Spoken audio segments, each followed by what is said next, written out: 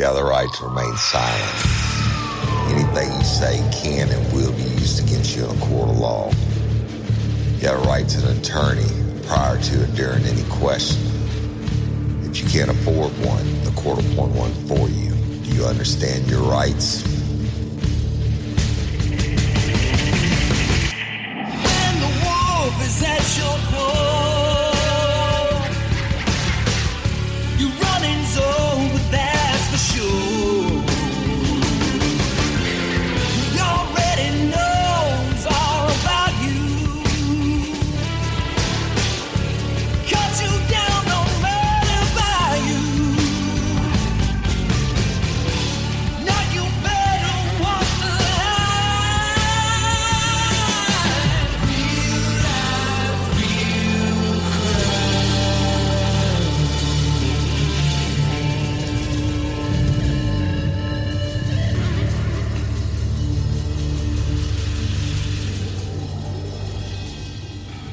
Warning. This episode of Real Life, Real Crime, the podcast, may contain descriptions of acts of violence or that of a sexual nature and should be for people that are 18 years or older. Heed my warning, people. I do not get the facts of these cases off of the internet or from some television show.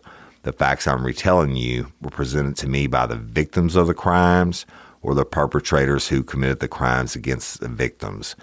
My descriptions of the crime scenes, what I saw with my own two eyes.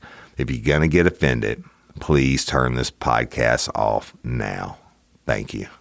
Hello, everybody, and welcome to this episode of Real Life, Real Crime, the podcast. As always, I'm your host, Woody Overton. Love and appreciate each and every one of y'all. Patreon members, convicts, Apple subscribers, thank you so much. I hope you are enjoying all your perks and bonuses and commercial-free early releases. Today, we're going to be continuing the state versus Scott Peterson. That's the state of California, y'all.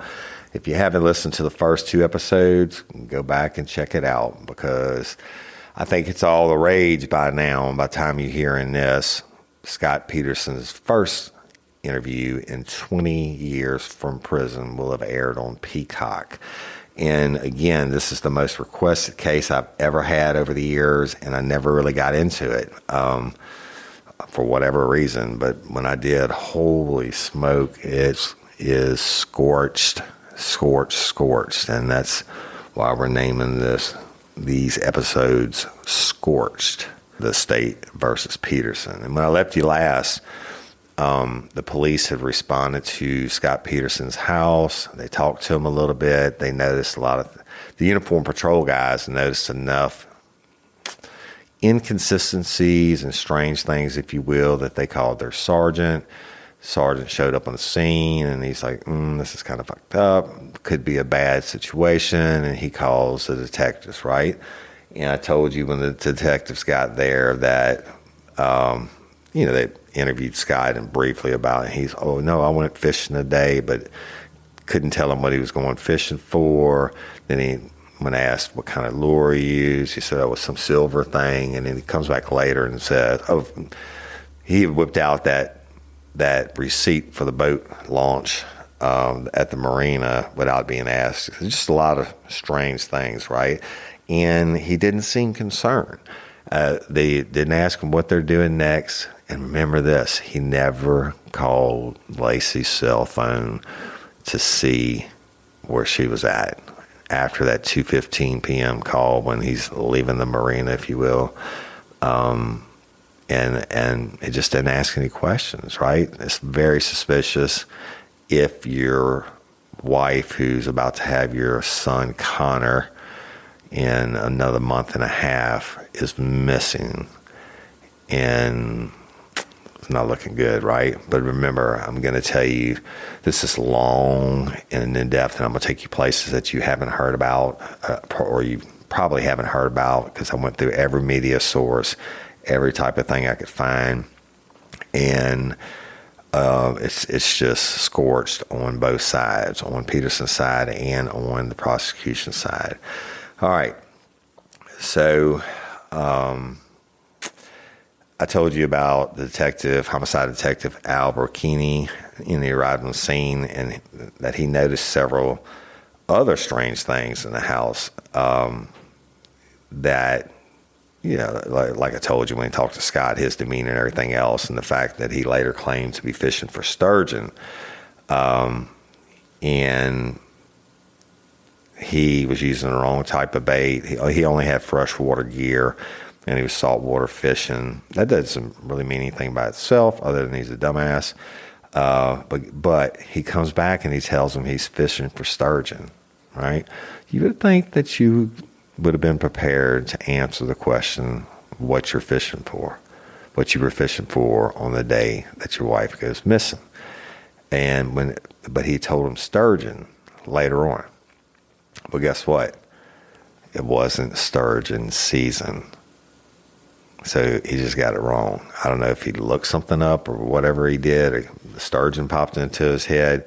Well, if he went fishing for sturgeon that day, he shouldn't have been. Okay, so that's another inconsistency. But Burkini, as I've done so many times, you're gonna, just kind of take the lay of the land, look at things. You're not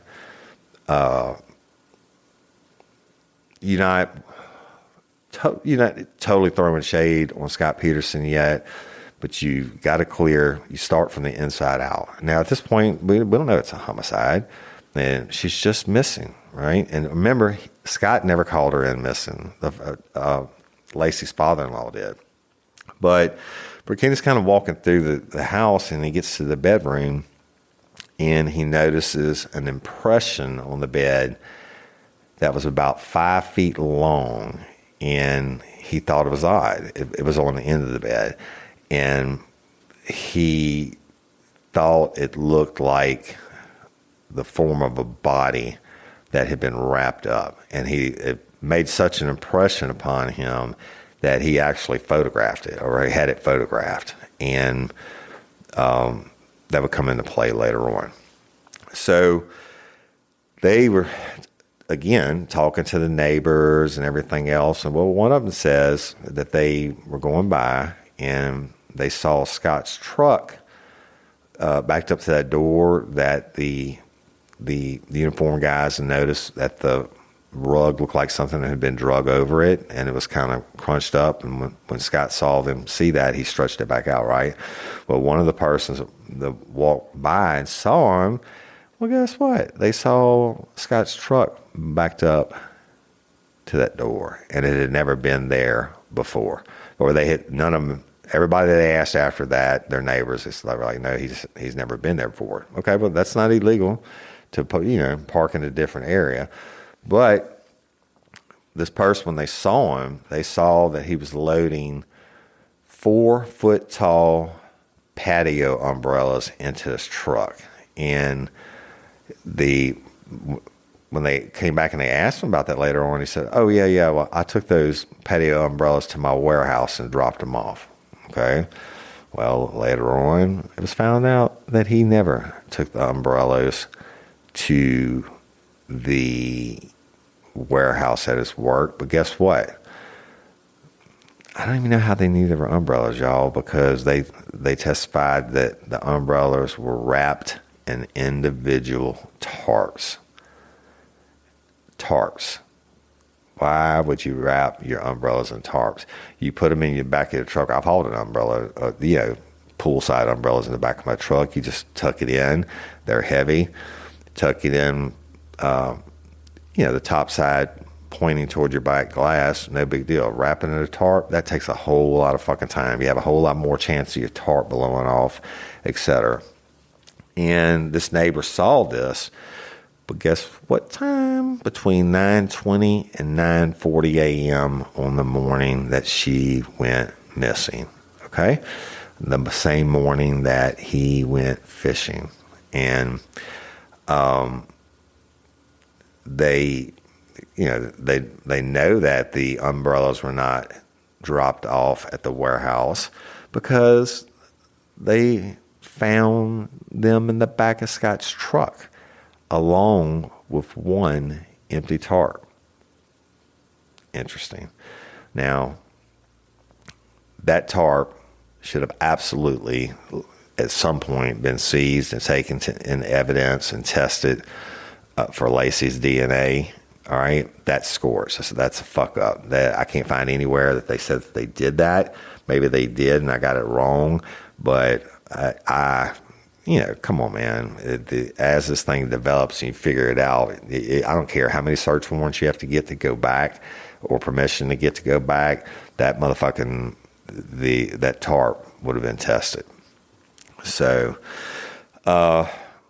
when part of Scott's deal was, hey, I went to my warehouse that day, et cetera, and they were like, okay, can we search your warehouse? And Scott said, yeah, you could search it, but it'd be hard for y'all because it doesn't have any electricity. Okay.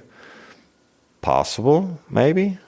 I don't know. I mean, I don't know what warehouse you have that you have all your fertilizer and shit in that doesn't have electricity. And well, guess what? I would be right about that. Because when they did serve a search warrant on the warehouse later on, it was determined that Scott was lying about the electricity. And they not only did it have electricity, it had overhead fluorescent lights in the warehouse, and there had never been a power outage reported. They checked with the electric company. The power had been running there. No, we never had a power outage reported. Okay, not looking good for Scott. All right.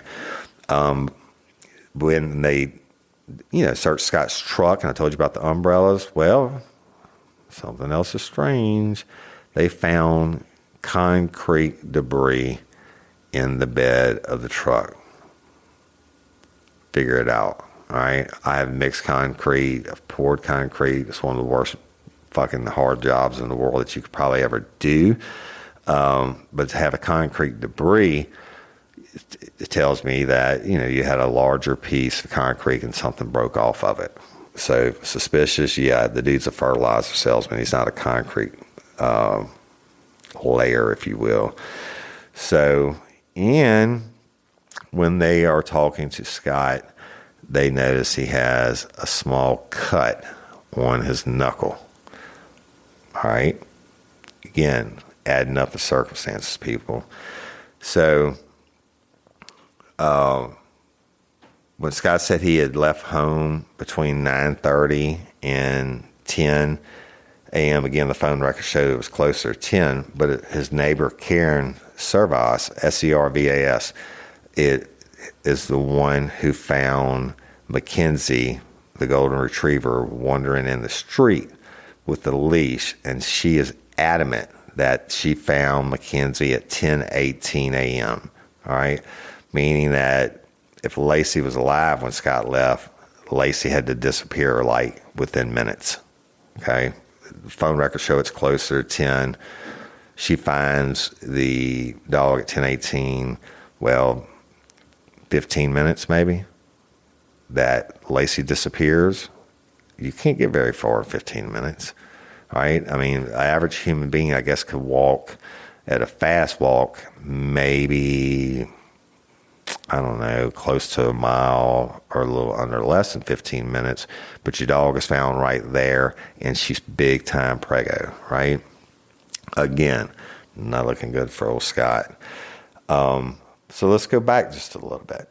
Now, through the investigation, they come to find out that Scott had bought a boat on December the 9th with $1,400 cash, all right? I have bought so many boats. I used to buy and sell them. I used to make money off of that. And I'd buy the boat, and then I'd do a little something to it, and then I'd list it and sell it, okay? $1,400 cash, and he never registered the boat, and he bought it on December 9th. So that's a couple weeks before Laci goes missing. And nobody knew about the boat except for Scott. Oh, well, stick with me on that. Nobody else in the family knew about the boat except for Scott. But Scott said that, or some of his supporters say that someone did know about the boat, a guy named Bruce Peterson. Well, yeah, Bruce Peterson knew about it. No relation, y'all. He's not related to Scott. You know why Bruce Peterson knew about it? Because he's the dude that sold the boat to Scott on December the 9th, all right? You know, none of Scott's family or friends, including Guy, Millie or Greg Reed, knew about the boat, okay? And again, the first time he uses the boat ever, and this is a 14-foot boat, and I'm going to get to that in a minute, but the first time he uses the boat ever, he decides he's going to take it to the bay an hour and something away and use this 14-foot boat. Now, let me explain that to you for people who don't know a lot about boats. 14-foot boat is the smallest boat you can get besides like a 12-foot bateau for a pond. A regular boat, okay? I mean, you can get those little bitty 8-foot pontoon boats, 2-seaters for fishing in ponds. Not in the ocean, not in the bay. 14-foot boat is so small, it's ridiculous. And I used to have a 14-footer that I would run on the river to check my catfish lines. 14-foot boat on a trailer, and you're going to take it. You said, oh, it's too cold to golf, but you're going to take it to the bay and put that motherfucker in the bay on Christmas Eve, and you're going to use it for the first time? Bro, you don't even know if this thing floats, right? I mean, unless you took it for a test drive, and they didn't say anything about that. This is the first time he used it. Look, I'd be scared to fucking death to go in any bay in a 14-foot boat. If there's any kind of waves or whatever, you're fucked. All right. And a 14-foot boat has to have a very small motor on it. Probably no more than a 25 horsepower because it's not rated for bigger than that. Any motor bigger than that would probably sink that boat. You may get a 40 on it, but that would be way too much in my personal opinion. And so the boat that he bought was not made for saltwater fishing, period. Okay. And remember he told him, oh yeah, I just decided on the morning of the 24th I was going to use it for the first time because it was too cold to go golfing, and I'm going fishing, right? Well, guess what?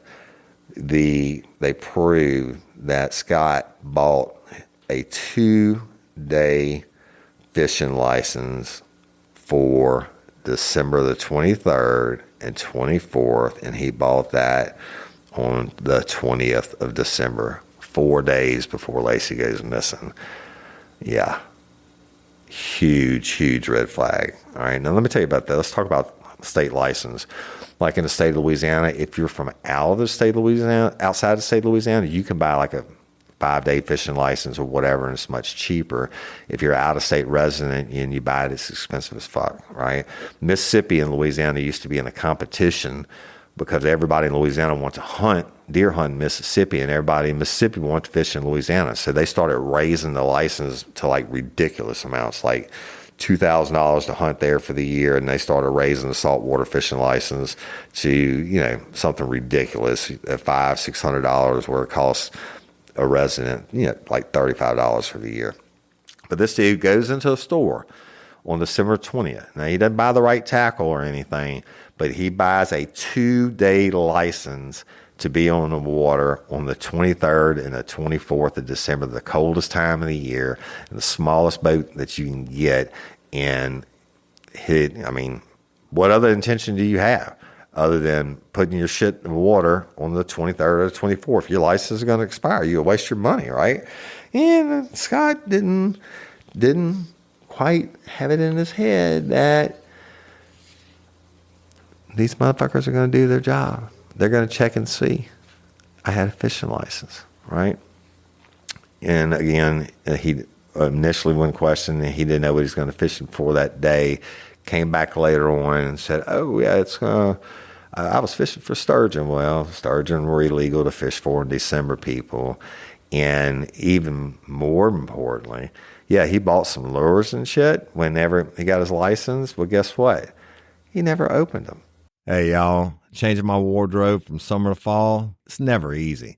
Luckily, Quince offers timeless and high-quality items I adore, ensuring my wardrobe stays fresh and I don't blow my budget. And there's nothing easier than going to Quince and choosing these high-quality items, like cashmere sweaters from $50, pants for every occasion, washable silk tops, and so much more. The best part? All Quince items are priced 50 to 80% less than similar brands.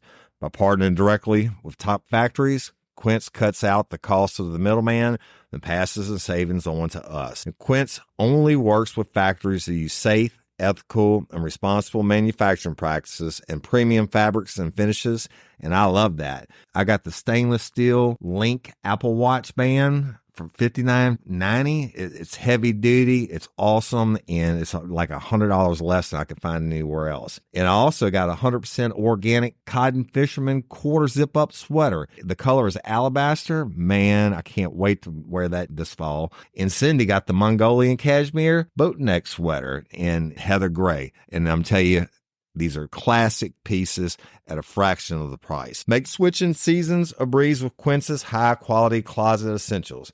Go to quince.com/RLRC for free shipping on your order and 365-day returns.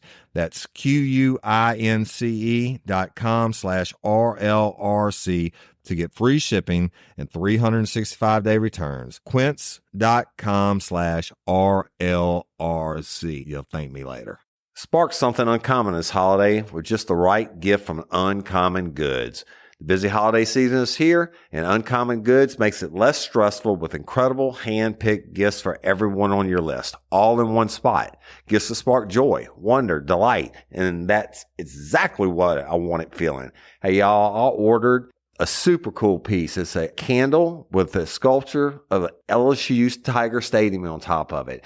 And each officially licensed laser cut wooden replica features up to 4 layers of detail, creating a bird's eye view of a specific football field, seating section, and more. And every label includes your stadium's name, the team's logo, and school location. And it has a coconut, soy, vegan wax infused with sandalwood smell that creates tailgates and touchdown scent profile, reminiscent of game day. It's invigorating like fresh cut grass and nostalgic like smoke from a pre-game grill, and calming like the crisp autumn air of a new semester on campus. Y'all, I love it. I have it at the base of my TV, and I'm ready to watch the Tigers play on Saturday night, right? Uncommon Goods. Look, when you shop at Uncommon Goods, you're supporting artists and small independent businesses. And many of their handcrafted products are made in small batches. So shop now before they sell out this holiday season. Uncommon Goods looks for products that are high quality, unique, and often handmade or made in the U.S. They have the most meaningful, out of the ordinary gifts anywhere. They even have gifts you can personalize. From holiday hosts and hostess gift to the coolest finds for kids, to hits for everyone from the book lovers to diehard sports fans. Uncommon Goods has something for everyone, not the same old selections you can just find anywhere. And with every purchase you make at Uncommon Goods, they give $1 to a nonprofit partner of your choice. They've donated more than $3 million to date. So to get 15% off your next gift, go to uncommongoods.com/RLRC. That's uncommongoods.com/RLRC for 15% off. Don't miss out on this limited time offer. Uncommon Goods, we're all out of the ordinary. When they searched and they found it, the lures that he had bought were all still in their containers, or they come in like, plastic shell with a paper backing on it. He never opened them. I'm pretty sure you can go fishing with no bait or without using your bait, right? And guess what? That 14-foot boat, that was the place where he went and launched the boat, the place he produced the ticket from, the place he went fishing at was 90 miles away from his home, okay? You're towing a boat, you're driving 90 miles, so that's an hour and a half if you're hauling ass. That's an hour and a half, and you're towing a boat? All adding up, people, stacks up, okay? And he's going to drive that far, leave at 9 o'clock in the morning before he goes to his warehouse to get the boat. So you leave in 10, 11, whatever. We'll get to that. And then you're going to drive approximately 2 hours one way, and you leave, and you got the same amount of time to drive back, even though you told your sister-in-law you would pick up her fruit basket. And, of course, he didn't have time to do that, right? And so, here's another deal. Why would you put a fucking 14-foot boat in the damn ocean? The bay is basically part of the ocean. All it is salt water that's a little bit protected, okay? And there were 9 other places he could have launched his boat on the way to where he launched it. 9 other places that were closer than the 90 miles that he drove. Okay, he passed every one of them, and he went to the Berkeley Marina, and but now in the time frame, according to his own time frame, by the time he got there, he launched his boat. He would only fish for less than 1 hour before driving all that way back, and it's not, I don't see anywhere in his history where he's ever owned a boat before. And let me tell you something, launching a boat by yourself, not the easiest thing in the world if you don't know what the fuck you're doing. Loading it back up is even harder. But he did it. And so that cuts down on your fishing time even more, right? All right. Well, it is what it is. So the investigation is going. People are looking.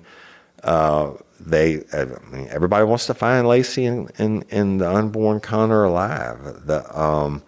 So time marches on, and we get into Christmas Day, December 25th, and the Modesto police and firefighters are searching their ass off, and one of the places they search is called Dry Creek, and they just searched it everywhere. They used helicopters equipped with searchlights. That's because it's cold as fuck outside.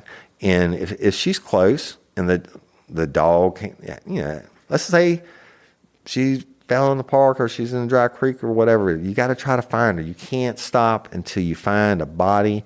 And we did on Caitlin Adale's case, you don't stop until you find a body or you find the person. You just can't give up. Especially not in the first few hours and days, because Scott could be telling the truth, right? So they're tearing it up, and they flew all that night with helicopters with lights, and they had cops mounted on horseback, right? That's because you're sitting in a higher position, you can get in the brush and stuff. They used bicycle cops. They used all the K9 units available, right? And they're searching everywhere. They're doing everything that can be done to bring Laci home, all right? They used water rescue units, right? So boats and cop boats, right? Those inflatable ones on that kind of looks like rafts. But a total of 30 officers were involved in the search, and that's not all, because everybody that loved Laci, almost everybody, a lot of volunteers come forward, as they do in any type of situation like this, and they're all looking for Laci, all right? Loved ones and volunteers. And look, they posted flyers everywhere. I don't know. The Albuquerque, this shows that even though they may be thinking Scott's fucked up, they're at least they're looking, right? It's still a plausible or a reasonable idea that Laci may be hurt somewhere or what have you, or could have been killed by, and be laying in the bushes somewhere close. At some point, they hold a press conference, okay? And Detective Albuquerque said that police did not believe that Laci decided to leave without contacting her family. It would be out of character for her, all right? Well, that's obvious. I mean, but it's the news. The news has got a hold of it now. They're out there. They're looking. It's a slow time of the year for the news, right at Christmas. I mean, this is it. This is a story. And how does he get more involved in a beautiful young couple, and Laci's pregnant, about to give birth to Connor. So the search rolls on, and as families do, not only they would gather to hold a vigil, okay? And it was organized by Laci's family and friends. And it's just all, I mean, everything that you ever see in a missing persons case, but that let's go back to the day she went missing. They brought Scott in for his initial interview and question, and one of the questions the detective asked him straight up, and he said, "Hey, how's your marriage?" It's great, right? And look, he's cool and calm and collected. And they asked him, "Do you have any marriage issues?" And he said, "Nope. Neither of us have ever had affairs." Okay. Problem was, during this interview, every time Scott talked about Laci, he referred to her using the past tense. All right. If you know Laci's alive, you can be like, "No, Laci would do this, And he said Laci used to. Laci, everything was in the past tense. Not looking good for Scott, right? So, check this out. When even though Laci had just been missing for a couple hours, and after Bikini talks to him for the first time, instead of asking, "What are y'all doing?" and, what are the next steps in the investigation and all that, what Scott does ask him? He asks him for the numbers. He says, "You guys got grief counselors, don't you?" And Bikini, and I'm paraphrasing, Bikini's like, "Yeah." He's like, "Look, can I get those numbers for the grief counselors? Laci's family's going to need them." And he was like, "Well, I mean, yeah, we have them, but, we're still looking for Laci." He's like, "Yeah, but I think they're going to need them, right?" And Laci had only been missing for a few hours. Fuck me. At that point in time, straight up, I would have made, well, actually, the search has still got to continue, but he's fucking on the radar, about to blow up. Bikini told him that, "Hey, she's only been missing for a couple of hours." And Scott says, and I'll quote this, he said, "I will need those numbers for Laci's family." All right, let me just read you the conversation. As Peterson was leaving the interview, the initial interview with Bikini, this is the conversation. Scott says, not what are you doing, what's going on, or anything else. Scott says, the only question I have is, what about resources available? You saw my mother-in-law tonight. Anyway, and Bikini says, what do you mean? And Scott says, counseling and that kind of thing. Can you use the numbers, or do I have to search? Bikini says, man, I can give you those numbers. I just don't know. You probably aren't going to get any answers today. This guy says, yeah, of course, and there's not a need to call if we find Laci in the next days. And Bikini says, yeah, I agree, and I'll get you those numbers. And Scott says, check this out. Scott says, I will need them. Bikini says, okay, I'll get you the number for victim services. And y'all, at this point, Laci had only been missing for 6 fucking hours. Hours. I can't even, a lot of this shit you can say, well, it's plausible this way or that way. I do not understand. But you're not asking, what's going on, what resources, whatever, what's the next step, should I sit by the phone, whatever. The only thing you asked for was numbers for the grief counselors. And even after he's like, hey, man, you're not going to get any answers today. He's thinking it's been 6 hours. And Scott says, I will need them. All right. So back to interviewing the neighbors. I know I'm kind of skipping around on stuff, but I'm going to get to the Scorched stuff in a minute. But the neighbors I told you about, Tara Venable and Amy Kirkbaum, they told the cops on Christmas Day, when they were talking to them again, that the curtains on the Peterson home had been closed all day on the 24th. And they said that has never happened when Laci is home. All right, it's unusual. You take all these things, you take each piece of nugget and file it away, all right, and put the puzzle together later. But they also told the investigators they were sad for Laci, because the husband was away so much for overnight trips. Okay, that's neither here nor there, right? But they also, at this time, they also said they had not seen Laci walking for quite some time because of her pregnancy, and I told you about that. And again, Kara Savas put Mackenzie, the Peterson dog, away around on the morning of the 24th at 10:18 a.m. But she said she didn't see anything else suspicious in the neighborhood that morning. And Karen also talked to Scott on the evening of the 24th when he was looking for Laci, and Scott told her he spent the day golfing, not fishing. One thing that never changes people is the truth, and you've heard me say that 1,000 times.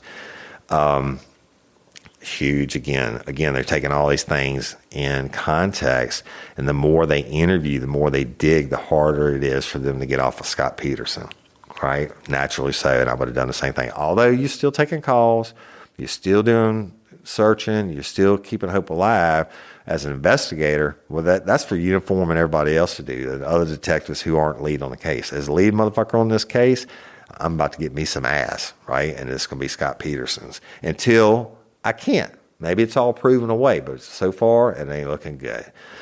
And according to Ron Gransky, Scott left that press conference they held. It was on Christmas Day, y'all. And Scott left the Christmas Day press conference for Laci because he did not like reporters asking questions about him. All right. Let me tell you what, if it's my wife missing, the cops aren't going to get but a few words in. I'm going to be one of those motherfuckers crying on TV saying, please bring her home. And, but she's a wife and a soon-to-be mother, and you got my baby, and da-da-da-da. Scott jets, and he didn't want questions asked about him, and you're going to find out why in a few minutes.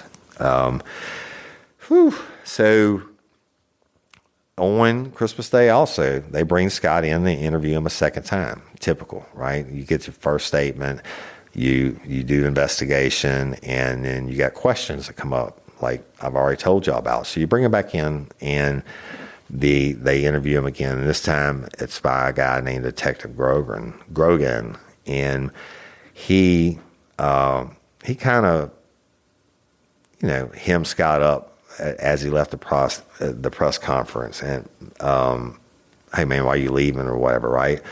But anyway, they asked him to take a polygraph, and Scott refused, right? And we all know, y'all know I'm a state licensed board certified polygraphist, and they're not admissible in court, but they are if both sides agree to the expert testimony, but that's never going to happen. But you always, let me tell you, the polygraph, it's a great tool. And even if the person refuses to take the polygraph, which is their right, they don't have to take it. You just want to float that question up there to see what their response is, right? 99% of the people who are innocent will say, fuck yeah, I'll take the polygraph. And you probably won't even polygraph them after that. But I always say there's two kinds of people that take my test.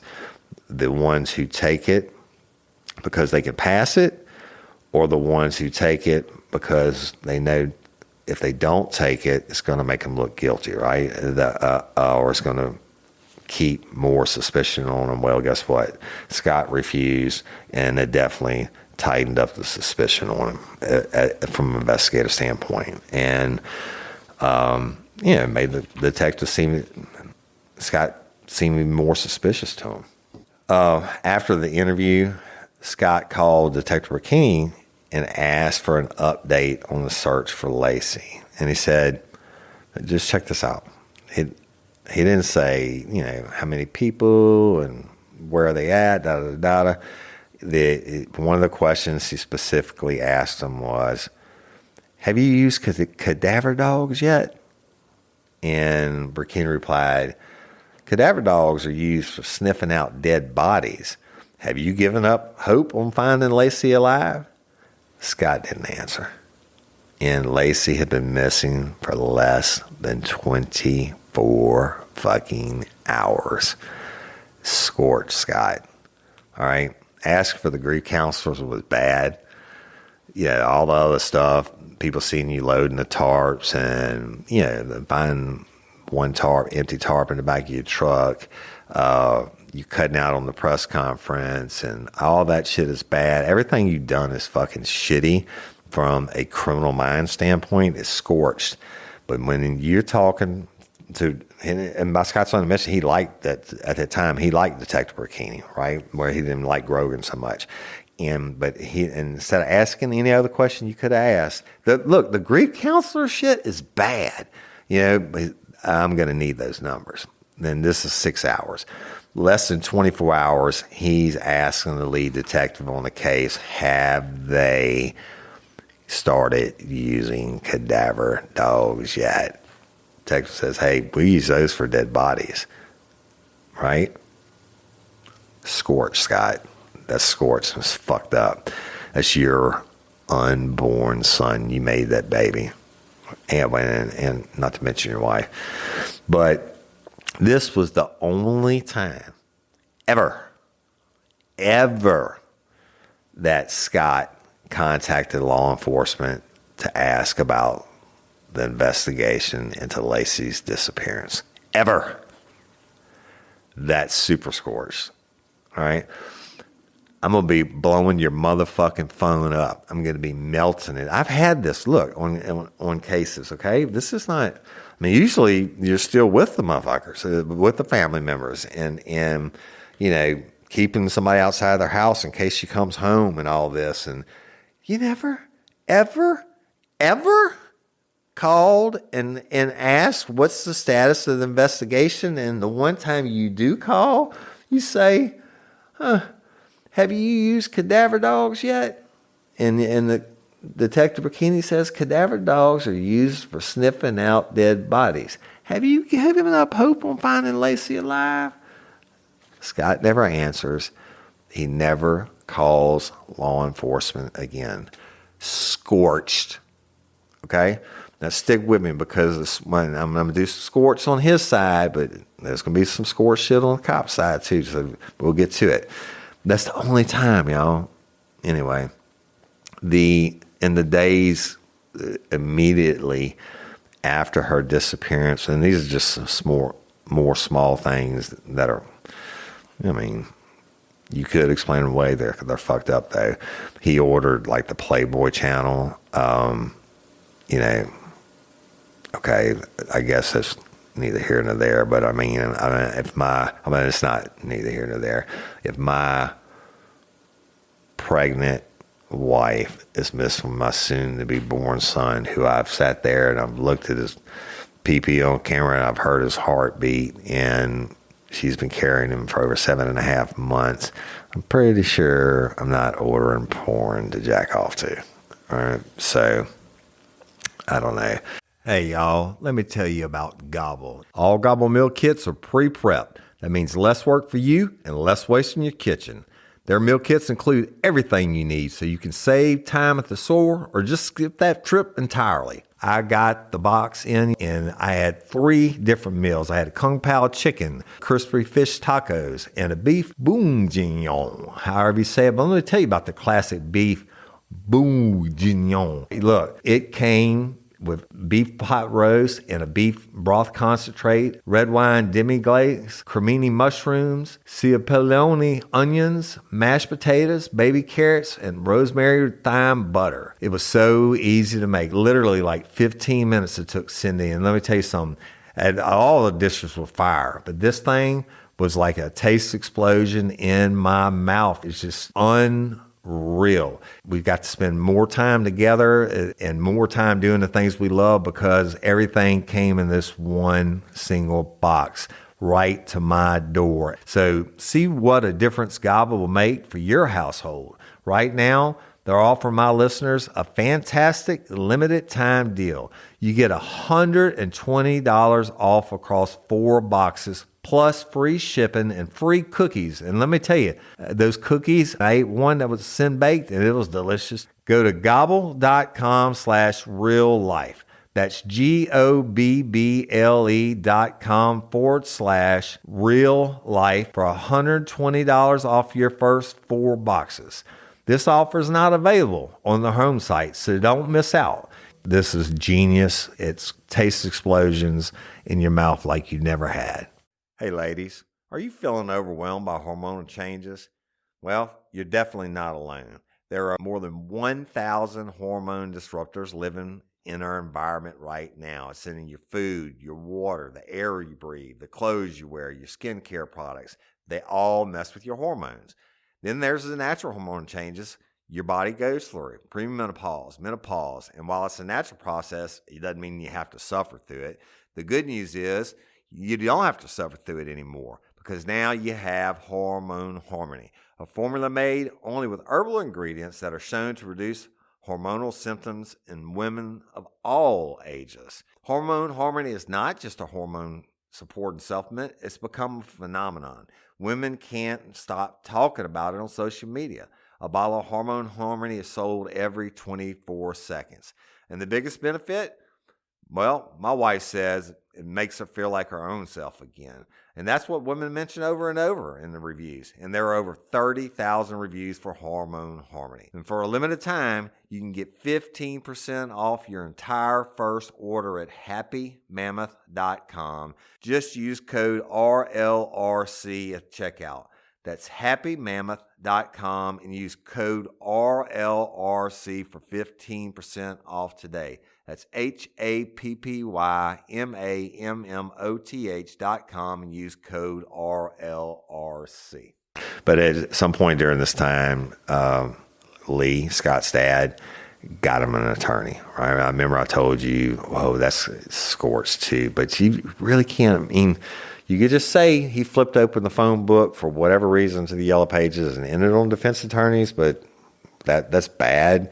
You know, when you put it into the total puzzle.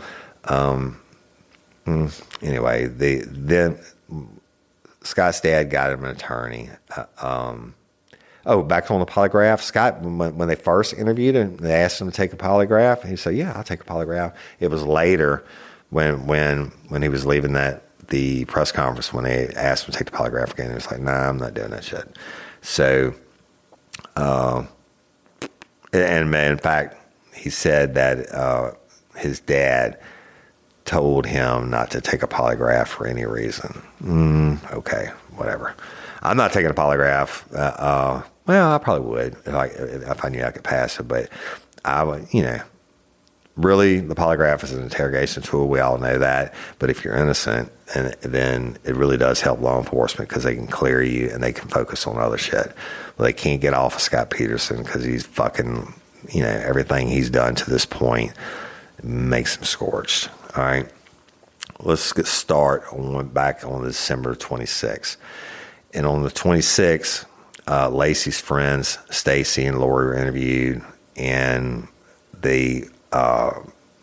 Stacy said she thought it was strange that on Christmas Day, now this is the day after, Stacy says the day after, probably less than 24 hours since Laci's been missing, Scott is vigorously vacuuming and re-vacuuming and vacuuming the laundry room area of his home over and over again. Okay. Now remember, I told you that Laci kept a fastidious house and she kept it clean. So the mop buckets, the mop bucket being dumped out and the mops, that's suspicious because Laci, everybody testified her shit was just squeaky clean. But this dude, now they hadn't come with a search warrant yet. All right. But he's vacuuming his ass off. in the one area of the house.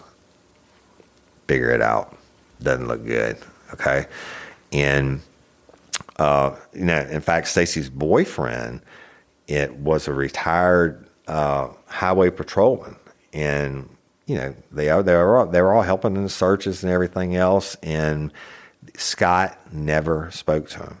Now, they were all friends, right? They socialized together. They, hung out together, et cetera. They lived across the street.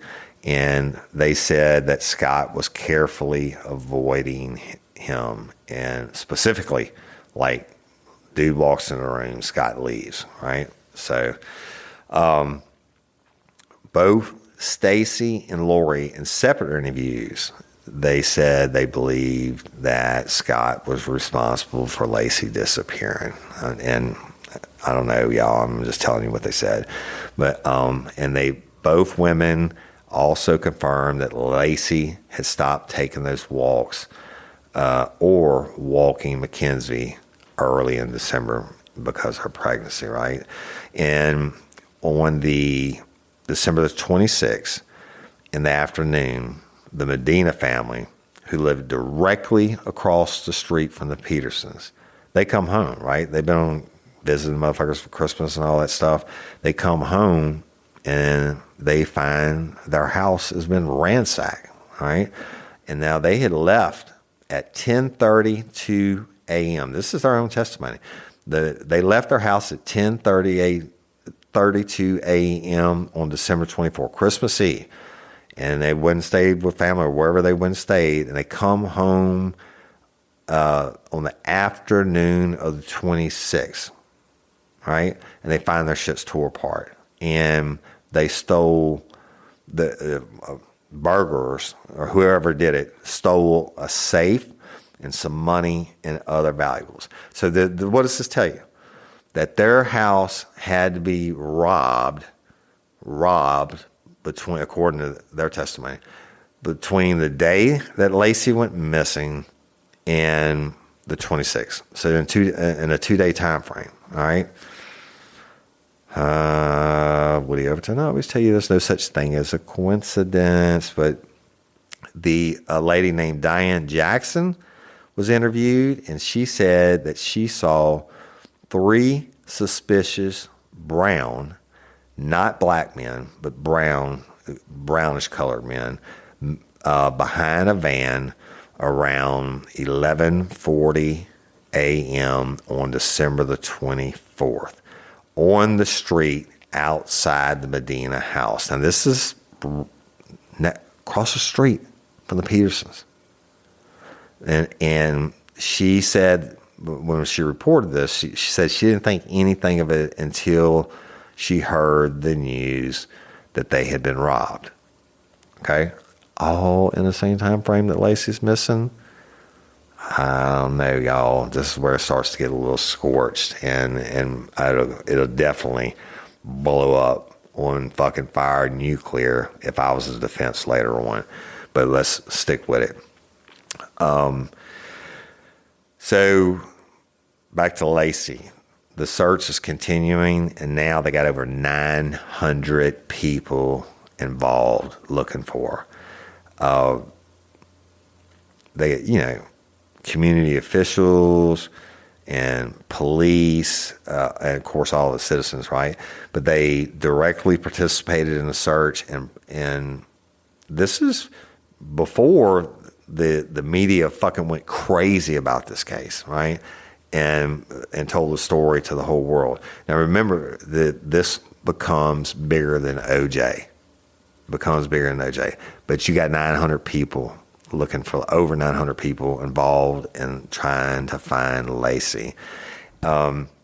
Initially, they offered a $25,000 reward, and later they increased it to $250,000, and then didn't work.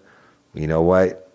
Come forward, give us any information that leads us to finding Laci, and we'll give you $500,000. Right? Let me tell you something. The streets talk. SCREETS. That's what anybody on the street will tell you. The streets talk. And you better believe if somebody fucking used something, they coming forward and getting that $500,000. All right. They're going to come forward if their best friend said, we kidnapped Laci because she confronted us doing a robbery, whatever, that somebody's going to fucking talk for $500,000. And they're going to get themselves some immunity in it, and you find out what happens to Laci. $500,000?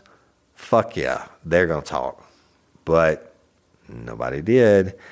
Y'all, they put up posters everywhere, and then they tied up blue and yellow ribbons, and they passed out flyers, people standing on corners passing out flyers, going to the grocery stores everywhere. They set up a LaciPeterson.com website, and that was launched by her friends and by a friend's husband, a friend of Laci's husband who knew how to do websites.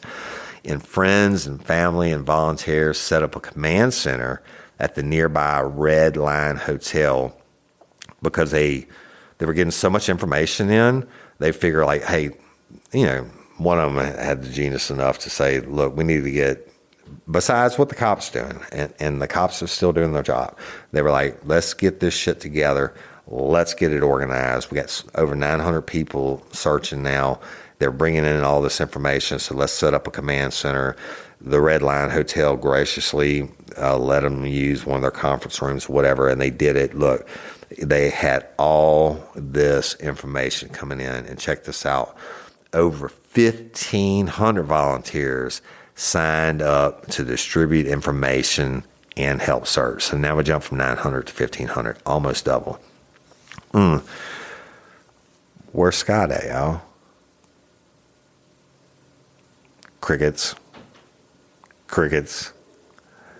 Scorched as a motherfucker, Scott. You getting hotter and hotter. And he didn't participate. And they said he showed a lack of concern for Laci's disappearance. And he was more excited about food that was delivered to the volunteers. Now, he went to the volunteer center at the Red Line, and he would put in an appearance as you would expect someone to do, but he didn't, okay, what are y'all doing now? What's this and what's this and what's that? He kind of like was aloof. This is what they said. Aloof, didn't ask questions about what was going on, but when the food showed up, he got excited, right? I guess he needed to build his energy back up for the Playboy channel, all right? I don't know. I'm going to stop it right there. Y'all, listen, I got to take this step by step because it's so fucked up, and we are just really getting into it. But it's Scorched, and I'm recording this before they released that interview on the 24th on Peacock, and I can't wait to watch it. I'm sure he's been practicing his ass off. He's had 20 years to try to not make the mistakes that I'm going to tell you about in this investigation, in this case that happened. And I know it sounds like I'm all against Scott, but I'm not going to be. I'm building it up to tell you the things that not only Scott did that were bad, but the prosecution fucked up. The cops fucked up some stuff. They scorched it, okay? So I want you to stick with me, and we're going to continue it. Love and appreciate each and every one of y'all. Real Life, Real Crime Community app. And go check it out. We got forums and a merch store and everything else. The discussion boards about Peterson, all kinds of stuff. Everything Real Life, Real Crime in one spot. I go there first before I check everything else.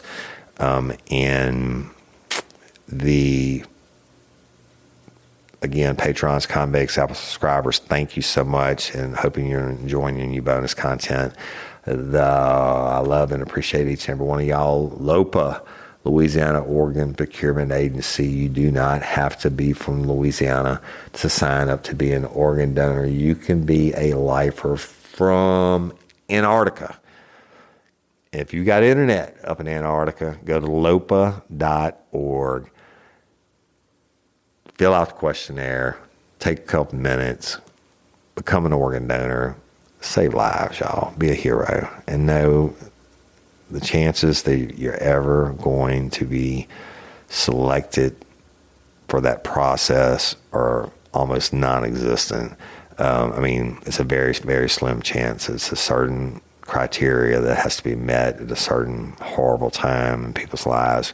But if it happens to me, they can use my shit. I don't care if I can make somebody else live. And I'm Woody Overton, your host of Real Life, Real Crime, the podcast. And until next time, or ever, don't let me catch you down on Murder Bayou. Peace.